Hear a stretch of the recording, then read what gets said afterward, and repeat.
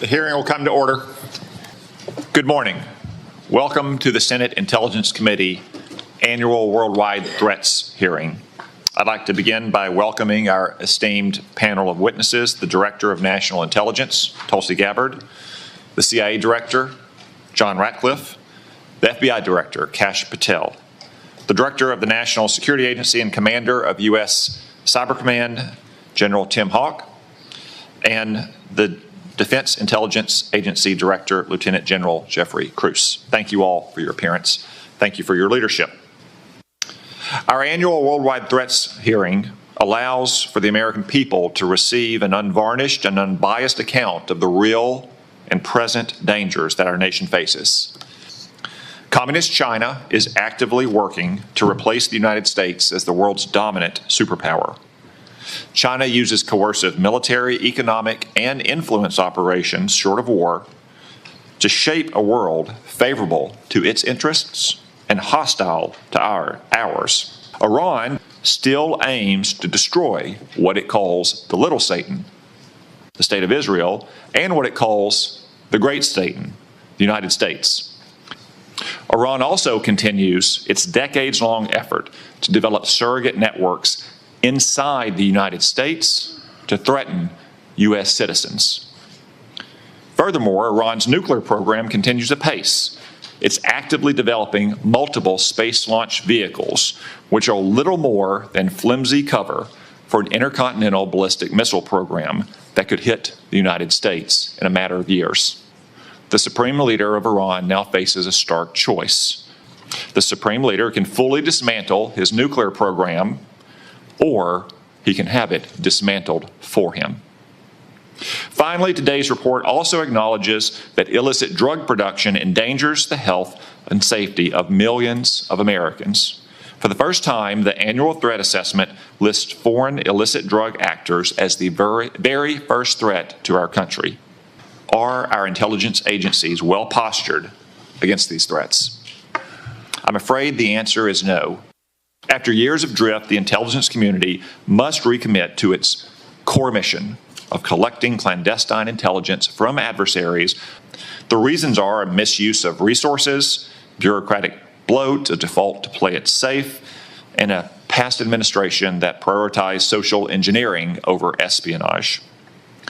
Coupled with recent failures, the finding in today's Worldwide Threat Report should be a wake-up call to all of us to get our house in order. The status quo is proving inadequate to provide the President and Congress with the intelligence needed to protect the American people.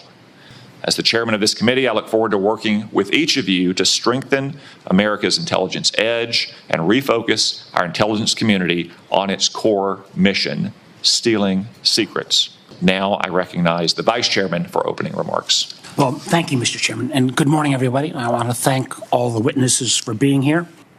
And this year's assessment is clearly one of the most complicated and challenging in my tenure on the committee.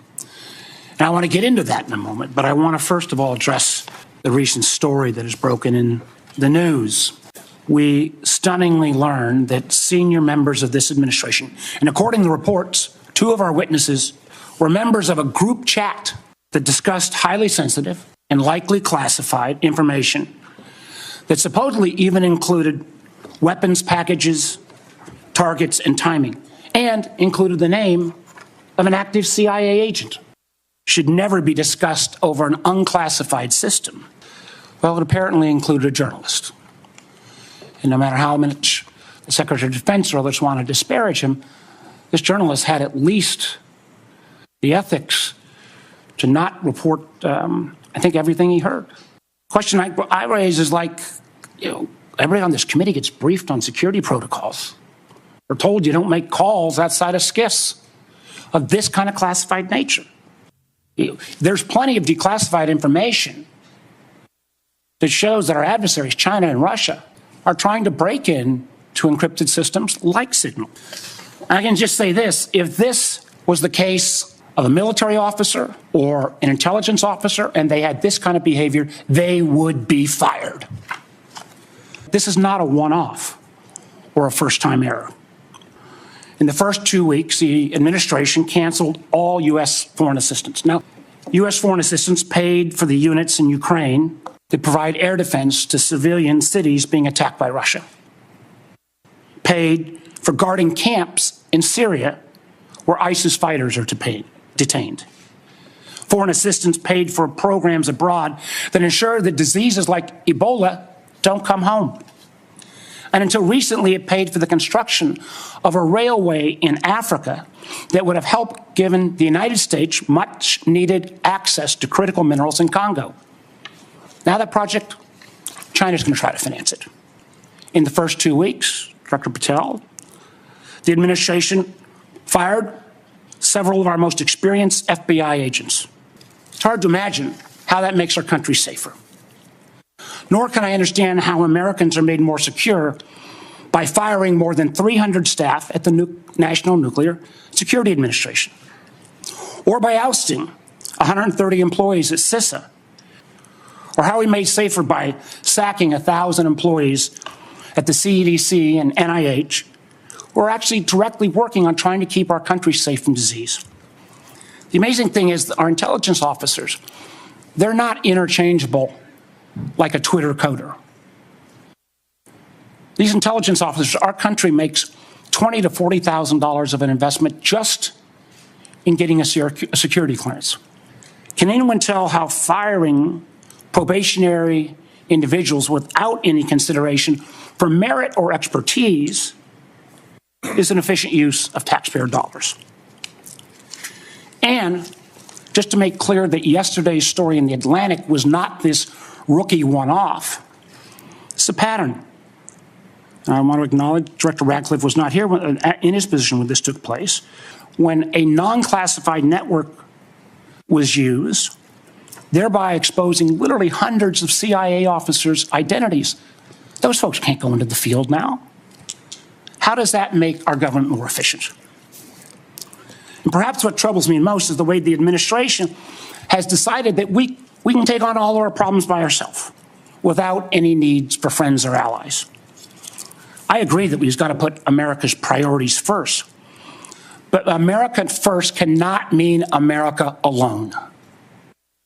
The intelligence we gather to keep Americans safe depends on a lot of allies around the world who have access to sources we don't have.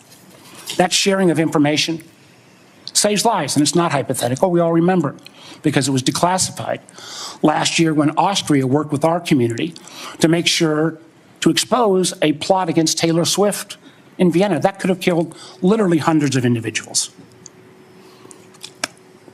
However, these relationships are not built in stone. They're not dictated by law. Things like the Five Eyes are based on trust. But so often that trust is now breaking literally overnight.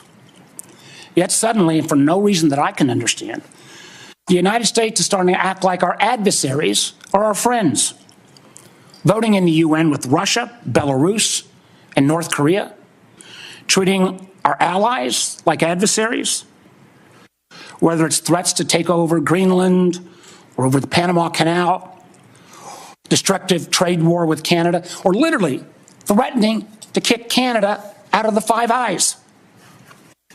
I feel our credibility is being enormously undermined with our allies, who I believe, and I think most of us on this committee, regardless of party, believes makes our country safer and stronger. But how can our allies ever trust us when we, without consultation or notice, for example, stop sharing information to Ukraine in its war for survival against Russia? You know, as a result of a lot of work from this committee and others in Congress, we made sure America's commercial space industry is second to none. From space to launch to commercial sensing and communications, the United States has taken a record lead. Yet overnight, this administration called into question the reliability of American commercial tech industry when Maxar and other commercial space companies were directed to stop sharing intelligence with Ukraine. All of commercial space, and frankly, not just commercial space, I've heard it from some of our hyperscalers in the tech community, has sent an enormous chill. Who's going to hire an American commercial space company, government or foreign business, with the ability to have that taken down so arbitrarily.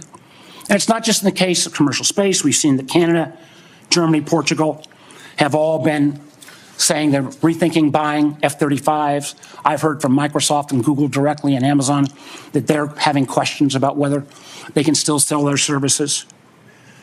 We've also seen foreign adversaries and friends take advantage of this rift in our national security areas and our scientists. Germany has already put out ads trying to attract some of our best scientists who've been rifted. And the Chinese intelligence agencies are posting on social media sites in the hopes of luring individuals with that national security clearance to come into their service. So no, the Signal fiasco is not a one-off. It is unfortunately a pattern we're seeing too often repeated. Thank you, Mr. Chairman. Before I turn to the witnesses hearing, I want to welcome everyone.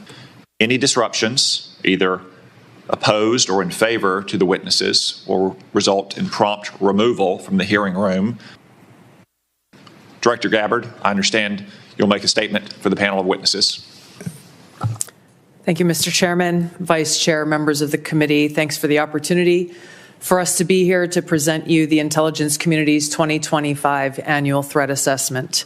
I'm joined here this morning by my colleagues from the CIA, DIA, FBI, and NSA. Our testimony offers the collective assessment of the 18 U.S. intelligence elements making up the U.S. Intel community and draws on intelligence collection and information available to the IC from open source and private sector and the expertise of our analysts. This report evaluates what the IC assesses most threatens our people and our nation's ability to live in a peaceful, free, secure, and prosperous society. I'll begin by focusing on what most immediately and directly threatens the United States and the well-being of the American people. Non-state criminal groups and terrorists putting American lives and livelihood at risk. Then I'll focus on the key nation states who have the capability to threaten the interests of the United States. In this complex environment, non-state and state actors are able to exploit or take advantage of the effects of each other's activities. Conventional and asymmetrical capabilities, even the traditionally weakest of actors are able to acquire from available advanced technologies, creates an even more complex and serious threat landscape. First, I'll highlight the threats presented by several non-state actors. Cartels, gangs, and other transnational criminal organizations in our part of the world are engaging in a wide array of illicit activity, from narcotics trafficking to money laundering to smuggling of illegal immigrants and human trafficking, which endanger the health, welfare, and safety of everyday Americans. Based on the latest reporting available for a year-long period ending October 2024, cartels were largely responsible for the deaths of more than 54,000 U.S. citizens from synthetic opioids. Mexico-based transnational criminal organizations, or TCOs, are the main suppliers of illicit fentanyl to the U.S. market and are adapting to enforcement and regulatory pressures by using multiple sources and methods to procure precursor chemicals and equipment, primarily from China and India, many of which are dual-use chemicals used in legitimate industries. Independent fentanyl producers are also increasingly fragmenting the drug trade in Mexico.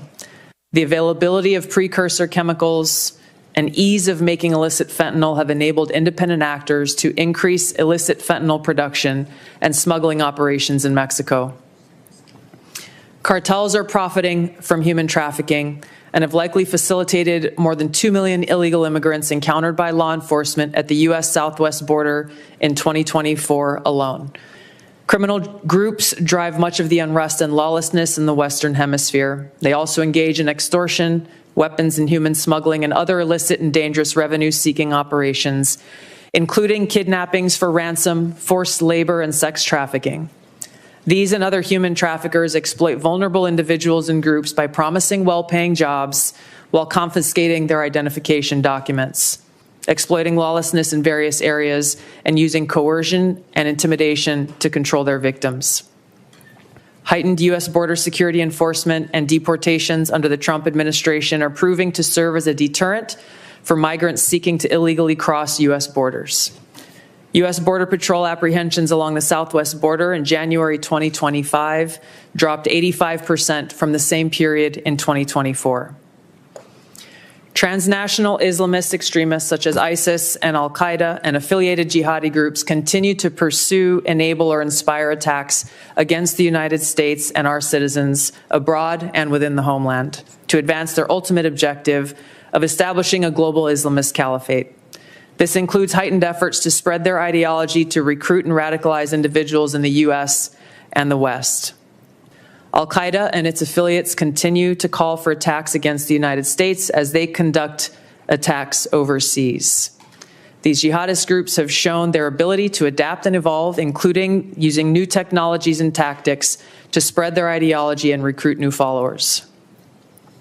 A range of non-state cyber criminals are also targeting our economic interests, critical infrastructure, and advanced commercial capability for extortion, other coercive pursuits, and financial gain. These actors use a variety of tactics, including phishing, ransomware, and denial of service attacks, to disrupt our systems and steal sensitive and lucrative information using available technologies and U.S. cyber vulnerabilities. Some of these non-state cyber actors also operate as proxies for or emulate similar activities carried out by major state actors. While these non-state cyber actors often seek financial and intellectual property gains, they also carry out cyber operations for espionage purposes, targeting our critical infrastructure. Turning to key state actors, the IC sees China, Russia, Iran, and North Korea engaging in activities that could challenge U.S. capabilities and interests, especially related to our security and economy. These actors are in some cases working together in different areas to target U.S. interests and to protect themselves from U.S. sanctions. At this point, the IC assesses that China is our most capable strategic competitor.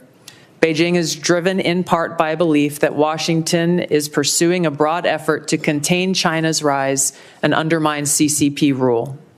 China's most serious domestic challenge is probably China's slowing economy and potential instability if socioeconomic grievances lead to large-scale unrest. Growing economic tensions with the United States and other countries could also weigh on China's plans for economic growth and domestic job creation. China's military is fielding advanced capabilities, including hypersonic weapons, stealth aircraft, advanced submarines, stronger space and cyber warfare assets, and a larger arsenal of nuclear weapons. While it would like to develop and maintain positive ties with the United States and the Trump administration to advance its interests and avoid conflict, China is building its military capability in part to gain advantage in the event of a military conflict with the United States around the issue of China's efforts toward unification with the Republic of China, or Taiwan. China's military is also expanding its presence in the Asia-Pacific region with a focus on disputed territorial claims in both the East China and South China Seas. Beijing is advancing its cyber capabilities for sophisticated operations aimed at stealing sensitive U.S. government and private sector information and pre-positioning additional asymmetric attack options that may be deployed in a conflict. China's cyber activities have been linked to multiple high-profile breaches, including last year's massive compromise of U.S. telecom infrastructure, commonly referred to as Salt Typhoon. Beijing currently dominates global markets and strategically important supply chains, for example, with the mining and processing of several critical minerals. In December, China imposed an export ban to the United States on gallium, germanium, and antimony, all of which are important to the production of semiconductors and our defense technologies. This was in direct response to U.S. export controls on chips designed to broadly limit PRC access to advanced chips and chip-making equipment. China also aims to compete in other critical global industries, including AI, legacy semiconductor chip production, biomanufacturing and genetic sequencing, and medical and pharmaceutical supply production. Leveraging often heavily state-subsidized production at greater scale, lower costs, and weaker regulatory standards than required in the West, Beijing's strategy has given it a leading position in many parts of these sectors and supply chains that support them. In 2023, for example, China had 5 first-in-class domestic drug approvals and 3 FDA approvals. Turning to Russia. Moscow has more nuclear weapons than any other nation. In late 2024, Russia announced updates to its public nuclear doctrine, expanding the conditions under which Russia would consider using nuclear weapons. Russia is building a more modern and survivable nuclear force designed to circumvent U.S. missile defense through reliable retaliatory strike potential. Russia intends to deter the U.S. by holding both the U.S. homeland at risk and by having the capabilities to threaten nuclear war in a conflict. Russia's developed advanced cyber capabilities and has attempted to pre-position access to U.S. critical infrastructure for asymmetric options and make it a persistent cyber threat. Russia's cyber activities have been linked to multiple high-profile breaches, including the 2023 hack of Microsoft. Russia is also fielding new capabilities in anti-satellite weapons meant to degrade U.S. and allied space infrastructure.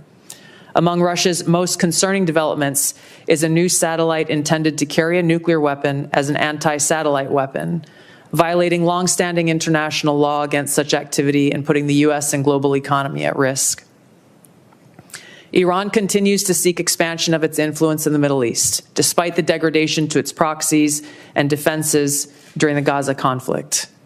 Iran has developed and maintains ballistic missiles, cruise missiles, and UAVs, including systems capable of striking U.S. targets and allies in the region. The IC continues to assess that Iran is not building a nuclear weapon, and Supreme Leader Khamenei has not authorized the nuclear weapons program that he suspended in 2003. The IC continues to monitor closely if Tehran decides to reauthorize its nuclear weapons program. In the past year, we've seen an erosion of a decades-long taboo in Iran on discussing nuclear weapons in public. Iran's enriched uranium stockpile is at its highest levels and is unprecedented for a state without nuclear weapons. Although weakened, this collection of actors still presents a wide range of threats, including to Israel's population, U.S. forces deployed in Iraq and Syria, and to U.S. and international military and commercial shipping and transit. North Korean leader Kim Jong-un is pursuing stronger strategic and conventional capabilities that can target U.S. forces and allies in the region, as well as the U.S. homeland. Kim's recently cemented strategic partnership with Russia supports these goals by providing him greater financial, military, and diplomatic support, reduced reliance on China, and providing North Korean forces and weapons systems authentic warfighting experience. Kim views his strategic weapons advances since 2019, its deepening ties with Russia, and North Korea's economic durability as strengthening his negotiating position against Washington's demands for denuclearization and lessening his need for sanctions relief. Since 2022, China, Russia, Iran, and North Korea have grown closer, leaving room for new strategic priorities and world events to create new incentives or challenges to their currently high levels of cooperation. In addition to its exchange of military and other resource capabilities with North Korea, Russia has relied more heavily on China's financial and defense industry backing, and also has increased combined military exercises with China to signal shared fortitude against the United States and U.S. allies in the Asia-Pacific region. With Iran, Russia has also expanded financial ties to mitigate sanctions. Iran has become a critical military supplier to Russia, especially of UAVs, in exchange for Russian technical support for Iranian weapons, intelligence, and advanced cyber capabilities. In conclusion, the threats that we see to U.S. national security are both complex and multifaceted. Thank you. Thank you, Director Gabbard. As I mentioned in my opening remarks, the annual threat assessment for the first time lists cartels and traffickers as the very first threat. Director Patel, I'm pleased to say that the FBI's Little Rock field office has been doing its part in addressing this threat. Could you provide some color about the nature of the threat these illegal immigrants have posed, not just to Arkansas, but our nation? Thank you, Mr. Chairman. Mr. Vice Chairman. The witness will suspend. The greatest threat to global security is Israel, and the whole world knows it. Stop funding Israel! Stop funding Israel! So that protester was a code pink lunatic. I will observe, for the benefit of the audience here on television, that Code Pink is funded by Communist China as well, which simply illustrates